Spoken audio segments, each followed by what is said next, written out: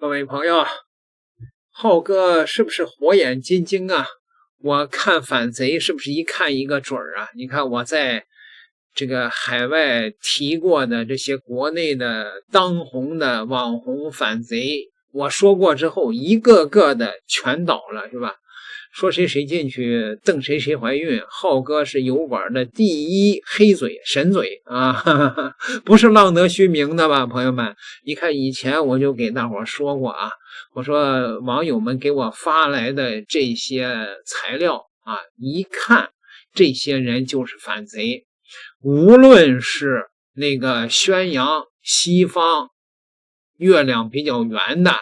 还是说啊这个宣扬在中国奋斗无用的，要躺平的，不婚不育的，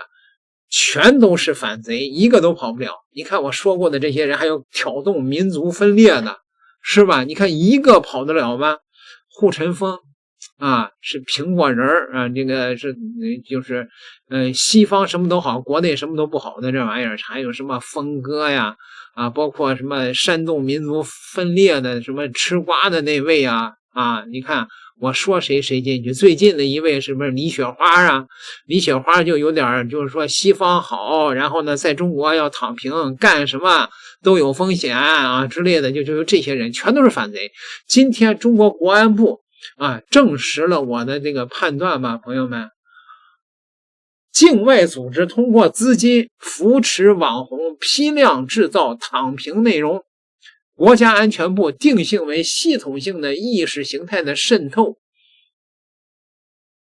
境外组织国家如美国的 NGO 国家民主基金会，以学术公益的名义资助反华智库和媒体，炮制奋斗等于被剥削，阶层固化等于努力无用等扭曲叙事，同时重金扶持国内的网红，批量生产躺平即正义、反内卷等于反剥削这类的短视频，通过算法推送制造信息茧房。典型的案例显示，单个网红可操控数千傀儡账号，在热点的评论区复制粘贴消极的言论，如器官买卖阴谋论，制造群体的情绪共鸣。怎么样，朋友们？你看我当初的这个判断对不对吧？这都是间谍组织的收买的这些社会丧彪反贼。保持清醒。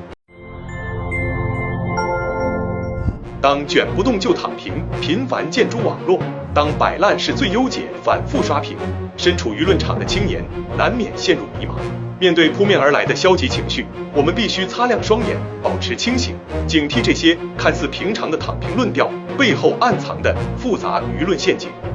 近年来，境外反华敌对势力借助网络平台，刻意放大社会焦虑，歪曲解读发展问题，不断渲染努力无用、奋斗吃亏等消极观念，试图通过制造负面情绪，将个体困境上升为群体对立，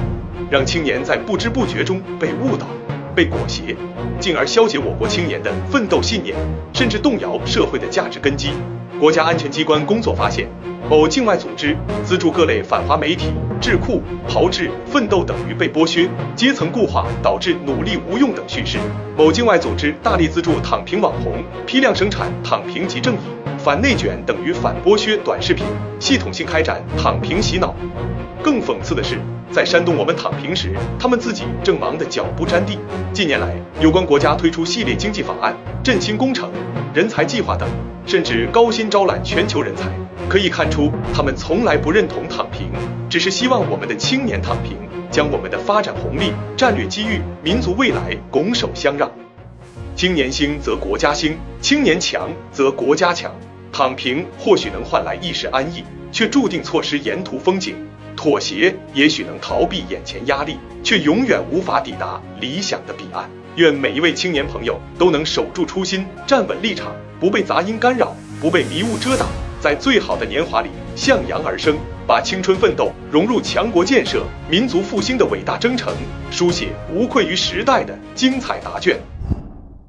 你追不到女朋友是因为你原生家庭有问题，你事业不顺也是因为你原生家庭有问题，你这辈子所有的糟心事儿都是因为你原生家庭有问题。发现没有？这几年有一只看不见的手正在拼命推崇原生家庭这个理论，还越说越极端，让年轻人把怒火全撒到自己的父母身上。可你有没有想过，原生家庭这个天天挂在嘴边的词，根本就不是咱们中华文化里的东西，而是西方殖民思想的毒药，它正一点点割裂我们的家庭，摧毁我们的文化根基。这话不是我夸张啊，咱先看看它的来路就明白了。原生家庭这个概念起源于西方的心理学，当初是想帮一小部分有严重心理问题的人搞明白他们的家庭和性格的关系，但是后来却被西方的两大敛财团伙给无限放大了。第一波就是邪教，比如出过汤姆克鲁斯等明星信徒的山达基教，他们就喜欢用原生家庭说事儿，拍了一堆打着科教片旗号的视频，里面全是歪理，比如你过得差，因为你家是垃圾家庭，想解脱就得跟原生家庭彻底断联，目的特别明确，就是想让信徒跟家人划清界限，这样才好控制榨干他们。你想啊，一个人连家人都不信了，不就更容易被邪教洗脑吗？后来传销组织也学了这招，想让成员听话，比如以前搞传销的化妆品公司某师某力这些，培训新人，把西方的原生家庭问题吹上了天，找些所谓的讲师、心理学家跟年轻人说，你爸妈没能力让你过上好日子，跟着我们干才能改变命运，本质就是斩断你和家庭的联系，让你一门心思扎进传销里，最后钱赔光了，家也回不去了。于是原生家庭理论彻底被扭曲了，从探讨人格心理问题的研究变成了一个人失败的主要原因。现在一些人还摇身一变成为成功大师、营销导师、家庭关系专家，拿着西方来的歪理忽悠咱们自己人，他们根本不管对不对，就靠会说会营销，反正怎么讲能赚流量能圈钱就怎么讲。结果呢，好多年轻人真信了，一有不顺心就怪父母，把火全撒在家人身上。但是你事业不顺，找不到女朋友，没钱买房，不应该是资本压榨分配不公导致的吗？却让年轻人错怪父母。看看现在的出生率数据，去年我国的出生率跌到了0.68%，今年预计出生人口还不到800万人，结婚率0.43%，创历史新低。现在很多年轻人说不想结婚，不想生孩子，怕生孩子重复我的原生家庭痛苦，这正是西方思想殖民的危害，用学术外衣包装概念，让我们觉得它科学先进，乖乖接受，好让我们自己断子绝孙，慢慢衰弱。咱们中国人讲究百善孝为先，父母恩重如山，爷爷那辈儿赶上国家最困难的时期，吃不饱还咬牙供爸妈读书，爸妈年轻时省吃俭用买学区房，现在还帮着带孩子，他们那代人受的苦比咱们多，能把我们平安养大，供咱上学，已经拼尽了全力。曾经有针对年轻人的购房调查，发现84%是靠父母支持的，25%的父母会拿全部积蓄付全款，而在欧美这种比例要低得多。这背后是什么？是中国父母对子女近乎本能的牺牲，他们也许没学过情绪管理、鼓励式教育，但已经在自己的能力范围内做到了最好。如果我们一边享受着他们的付出，一边骂他们没给够心理支持，这真的公平吗？你总说性格缺点是家庭带来的，就没想过优点也是遗传父母的吗？所以别再被原生家庭的毒鸡汤骗了，这个词儿根本不是什么科学理论，而是西方思想殖民的利刃，想割碎我们的家庭，毁掉我们的根。如果你觉得父母有做得不好的地方，可以好好沟通。如果你想摆脱过去的影响，就去学习去奋斗，别等到子欲养而亲不待的时候才后悔自己当初的任性。咱中华民族能传几千年，靠的不是怨天尤人，而是代代相扶，生生不息。守住自己的小家，就是守住中华文化的大家。就是大家可能会觉得现在互联网上大侄子特别多哦，评论区有很多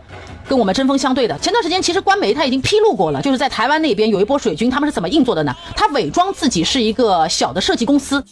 然后里面一个人啊，他可能能操控2000到3000个账号，每一个账号都有自己不同的头像、不同的名字，甚至有自己不同的身份和背景。这些账号甚至会发一些自己的生活日常，其实都是假的，都是伪造的人设。然后他们在互联网上干什么呢？挑动对立，比如说你看男女对立啊，打男权呢，打女权呢，或者他们会活跃在一些评论区挑拨离间，比如说我们这里有了什么重大成就，他们就在评论区就阴阳，遥遥领先。你看是不是很多我们这边本来很普世的老百姓看到了他们这些阴阳和挑拨离间的话之后，就觉得我们国家是不能自豪，我们确实不能夸自己国家好，因为一旦夸自己国家好了，那不就被他们嘲讽为遥遥领先了吗？太自负太骄傲了吗？或者比如说有些人在视频里面说，我们要保护自己的国家，我们要为自己的国家说话，然后你看那帮水军又会在评论区说，你们这帮人只知道赞美不知道批评。有些老百姓又看不懂了，又觉得他们说的对，我们不能光赞美啊，我们必须要批评啊，因为批评使人进步啊。本身我们的老百姓的这种想法是没有问题的，但是很容易被他们的节奏带歪了。不是不允许你批评，但是你也不能够反对别人赞美啊，你该批评的时候批评，该赞美的时候你就得赞美啊，这本身它并不矛盾。当然了，还有一些藏得比较深的，大家可能就看不透了。他甚至还会挑拨我们正向主播和正向主播之间的关系，他会跑到各大直播间造谣挑拨，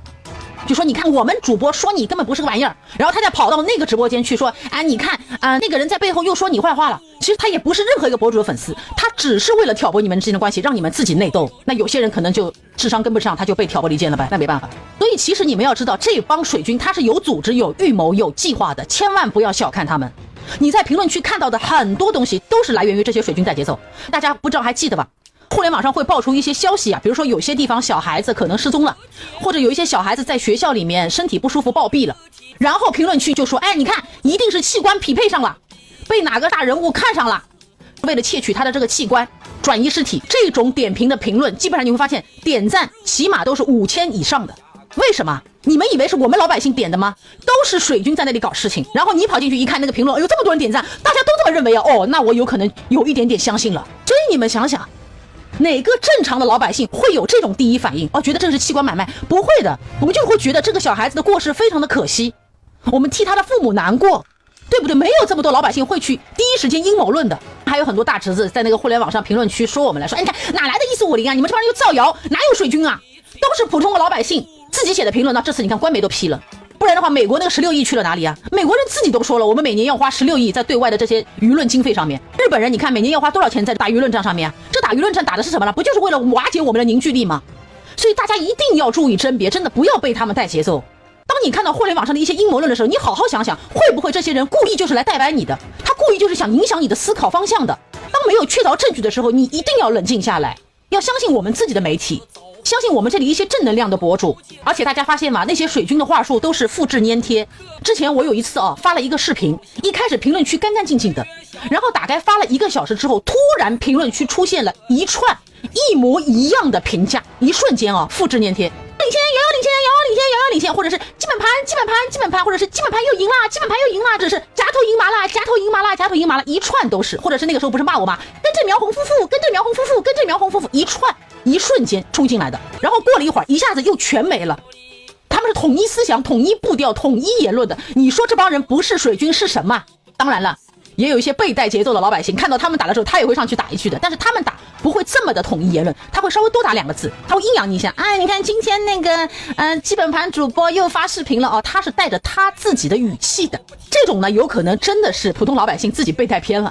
而且这帮老百姓他不知道，那帮人哄骗的就是他自己。他还以为他自己进入了那些人的大部队，他觉得他找到正主了，他觉得他自己真的思想觉醒了。其实他不知道，那帮水军的目标就是他，那帮水军要洗脑的人就是他。他找到的那些伙伴，他不是一个真人，他找到的是一些机器人，只是一段数字代码而已。这种人就是我们所说的自带狗粮。因为有些人他是拿米儿的嘛，他是拿经费到我们互联网上来造谣啊，挑拨离间啊，挑拨上下对立，挑拨男女对立啊，什么事情他都能出来带着节奏。但是有些人他就真的是相信了他们的话之后，跑到互联网上来自己带节奏，这个是最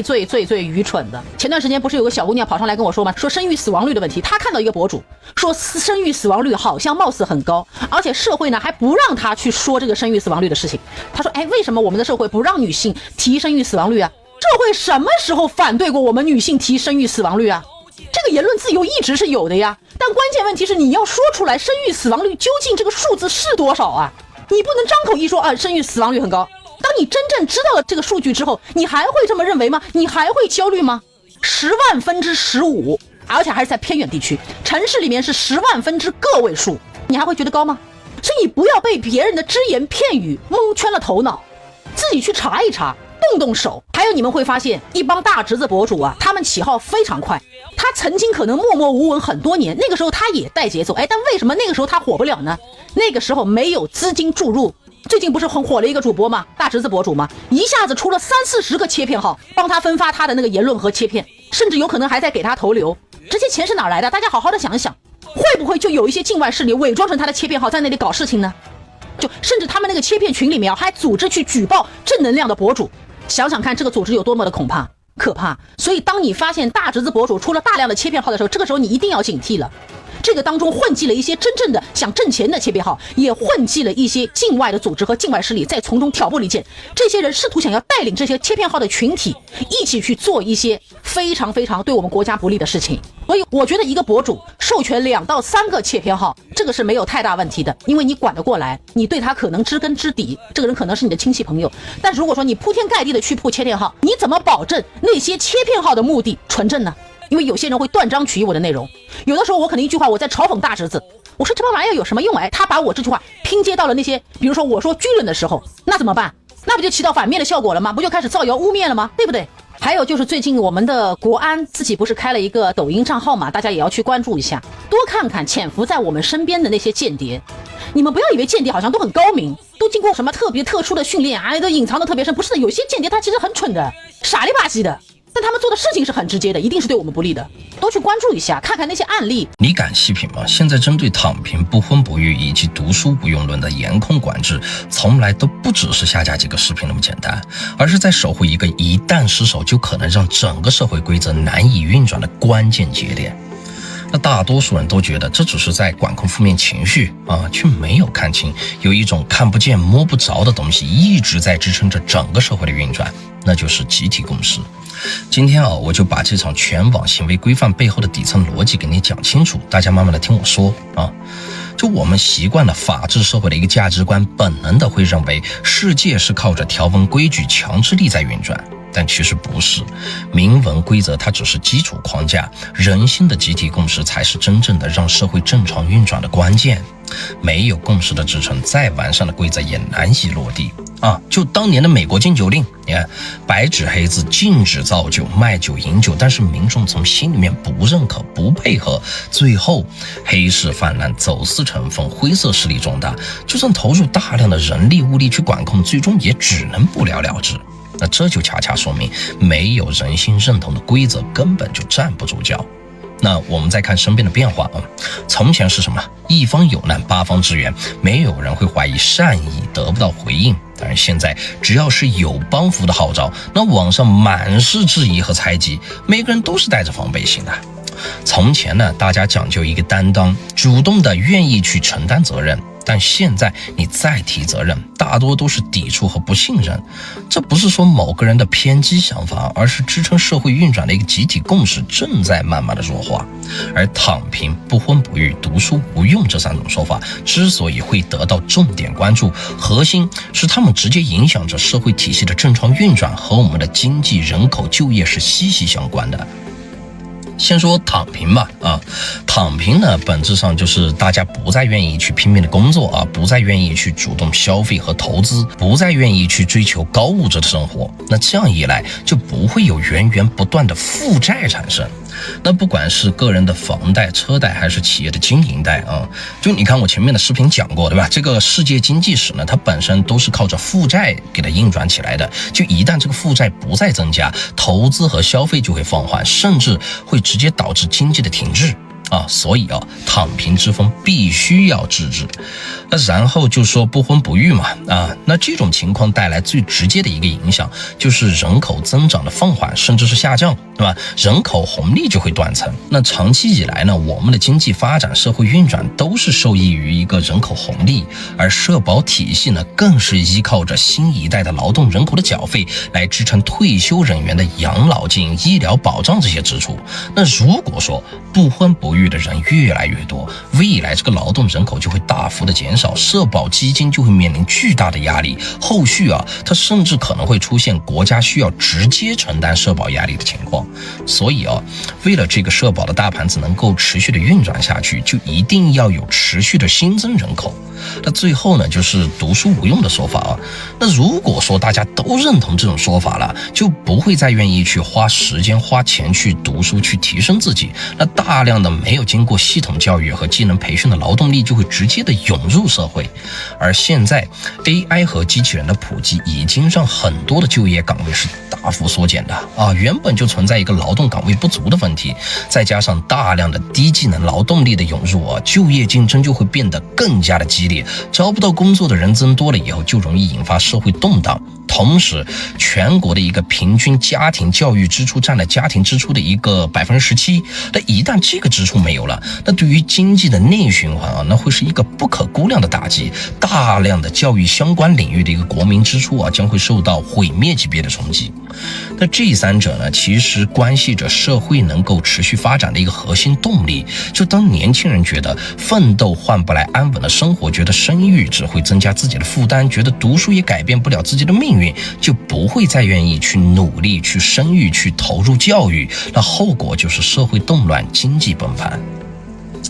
那我们常说啊，能集中力量办大事，关键时候全民配合，靠的不是强迫，而是集体共识带来的信任。可是，一旦这种共识彻底的断裂，号召没有人响应，激励没有人相信，规则没有人遵守，那整个社会体系它就会像是一台